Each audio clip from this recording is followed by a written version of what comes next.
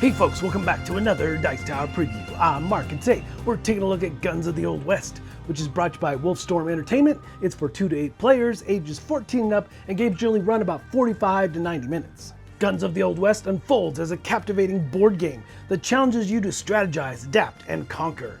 You'll begin your journey with a unique character, equipped with special abilities, and a set of objectives to fulfill. As the game progresses, you will navigate through a series of phases that dictate the flow of play. You will engage in a variety of actions, such as attacking your opponents, managing your card hand, and utilizing your character's special abilities. The dynamic gameplay also includes dealing with injuries, completing missions, and capturing and freeing players. With every turn, players must balance aggression with caution, alliances, and planning with spontaneity. Guns of the Old West is designed to be both accessible for newcomers and deeply engaging for seasoned gamers, ensuring that every playthrough is a unique experience filled with memorable moments. You will compete as a team with over 100 campaign paths. Each playthrough is a unique cinematic experience offering endless replayability. You and your fellow players will make strategic decisions and interact with each other to achieve your group and secret individual objectives, some of which involve betrayal, making for an unpredictable gameplay experience. The game is won by achieving a combination of mission objectives, resource management, and strategic prowess.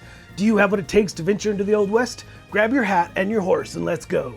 So yes, this game is set in the Old West, and you really feel like you're playing in that world, taking on the characters, enhancing them, and so forth. You have multiple types of maps, indoor, outdoor, and even a train that you can move between the different cars and the engine and various things for the different missions within a campaign. It really adds a lot of flavor and everything you're doing to the game for sure. Based on how you move through the campaign, they all kind of tie together. It's really neat. Now, like with all my previews, please remember that these are prototypes, and I have the standees, but you will have miniatures in the final game, and as well as some custom dice and various things that will enhance it from what you're seeing in this video. So this video will definitely be an overview, as there's so many different mission types and ways to play, and you know what, you can play as 1 versus 1 all the way up to 4 versus 4 as you take on either the law or the outlaws and you battle back and forth. And within that, in the campaign, there are like 100 paths to victory, so to say, and the campaign book will show you a tree of these different types of paths that you can take.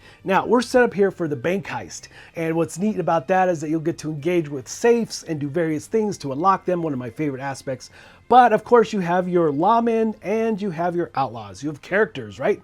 And they're going to be exploring this world. It becomes very cinematic as you move through the different campaigns and adventures.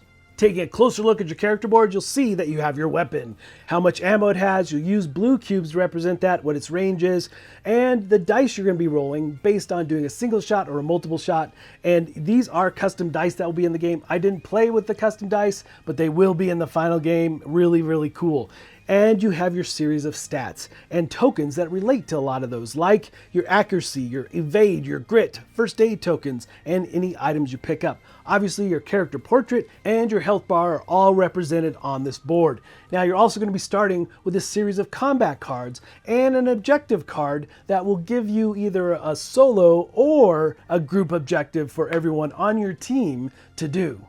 And through the course of the game and the campaign, you will be evolving your characters. There are attribute cards, really cool, and you do not want to miss out on getting these because they're going to add different types of things. Like you'll be able to add a +1 to stealth, accuracy, your evade skill, and of course your grit skill. But there's a lot of different cards in here and how they can enhance your character. So these are things you do not want to neglect, because evolving your character will just make it bigger, better, and stronger, obviously. But these are definitely valuable tools to aid you through the campaign. So setup on this one is largely dependent on the scenario that you're playing. Again, here we have the bank heist showdown, and the outlaws are outraged by what happened on the train, so now they're going to go hit the town where it hurts the most, in their pocketbook. But the good guys, the law, have discovered this, and they've set up in strategic positions to try to take on the outlaws as they move in and try to take the money and so forth. So there's victory conditions around this. It shows you in the campaign how to set up the map and various icons related to that and what you're going to be doing in order to achieve success.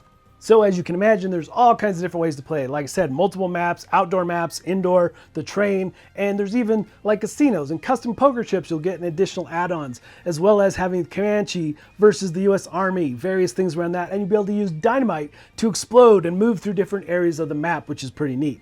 And there obviously is some generic things you'll have in these maps, like you'll find these different search tokens, and when you search, you'll go to the bag and pull tokens out. Discovering what you might get there, you might find tokens for accuracy, grit, things like that, but more importantly, you have to be careful because you could get snake bit, which you will get injured from absolutely. So the Old West is a dangerous place, especially as you're going up against outlaws. You definitely have to battle for supremacy. So a lot of gunfights, and you will be using combat cards to help you in that way. A lot of attack abilities within these cards, as well as strategic withdrawals, or just defense, or even some search capability within the combat cards. And you will have to pay the cost of the card in the top left corner when you put it in play. Now, the interesting thing is you have to pay that cost with other cards in your hand. So it ends up being some really interesting strategic choices about which cards to hold on to. And of course, you'll be taking wounds. There are wound cards from light to severe. And of course, there are also health cards that you can be gained to help and heal the various players on your team. You can even share that, but it is crucial that you take cover in a lot of cases, and you'll be rolling dice as you engage in combat. You'll be using accuracy tokens. You'll be using different types of evade tokens and ways to get around and hopefully survive every gun battle.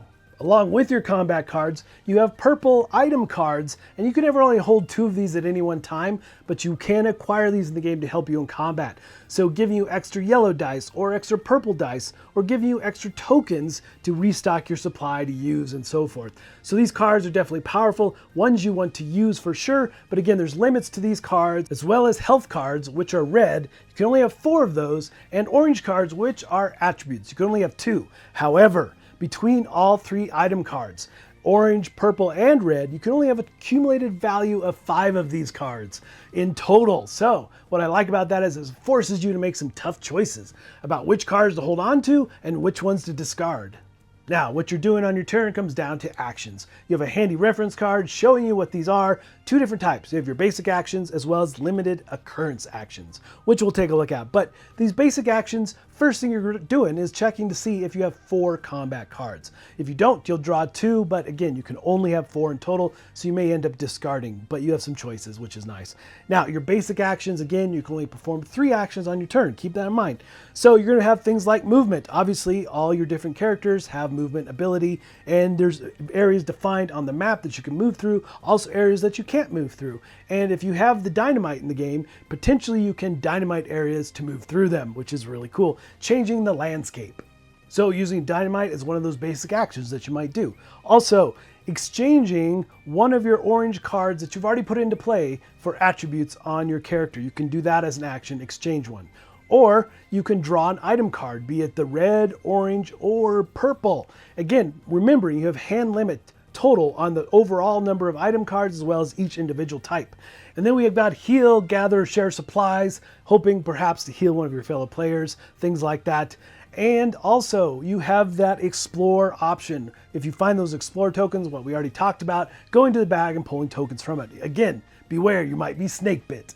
Now, one of my favorite actions in the game is safe cracking.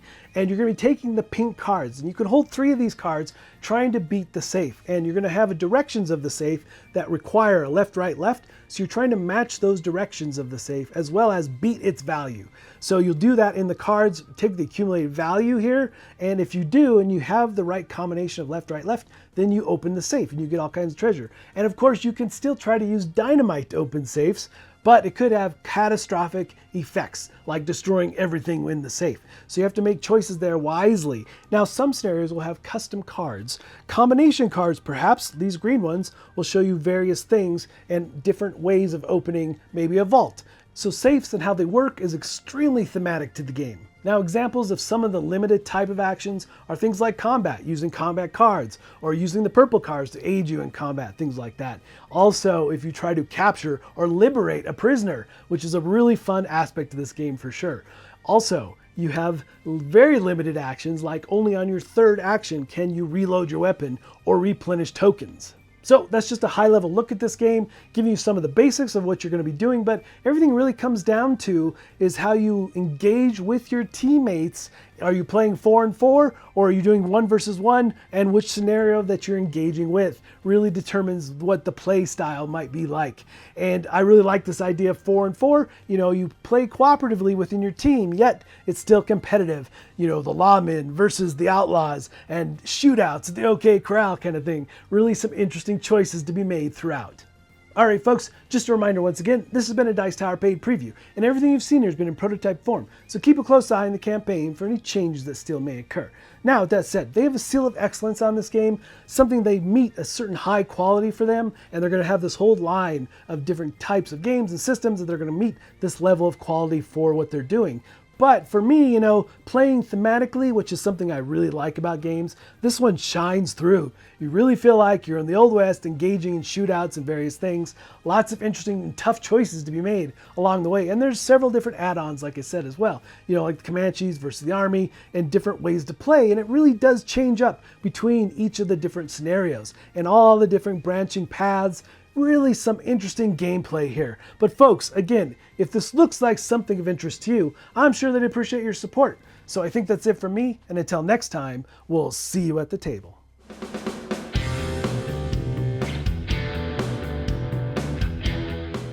Hey everybody, thanks for watching this video. If you like this review or whatever you just watched, wasn't it amazing? Check out our channel, Dice Tower. We have all kinds of things. We review games, we do top 10s, we play games live. It's all about board games, but especially the people who play them. Check out Dice Tower YouTube channel.